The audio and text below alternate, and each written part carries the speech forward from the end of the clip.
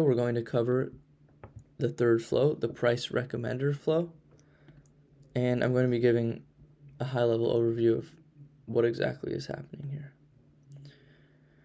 So as you can see, we start with some unpriced data here, and let's just take a look at what that looks like. So it's some data that is very simple. It's some unpriced data, and if you remember from the previous videos, these are the three features that we are using to predict the price.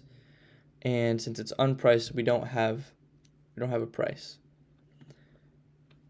So what we want to do is add a new column, and it's going to be called MEDV because that's going to be our column for our price. Now we're going to predict using the same model here and set override to false because we want to use our trained model, which is version 2.0. Target column is MEDV, which is the one we just created. And then over here, we're going to just import the same data here, and we're just going to join them. We're going to join our predicted and our unpriced. That way we get a nice output data set that will have the unpriced data and then just that new column. And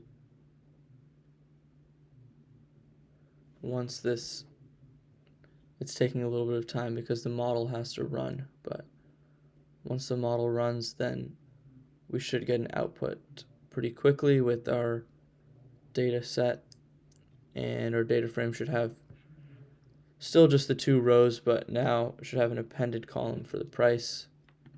And we do see that we have these two rows and an appended column for the price.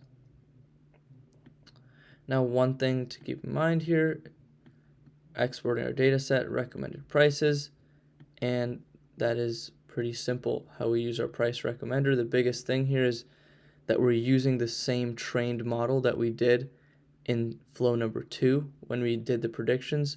So now that the model has been trained on those 500 whatever rows, it's going to be more accurate and a better way to predict on some unpriced data.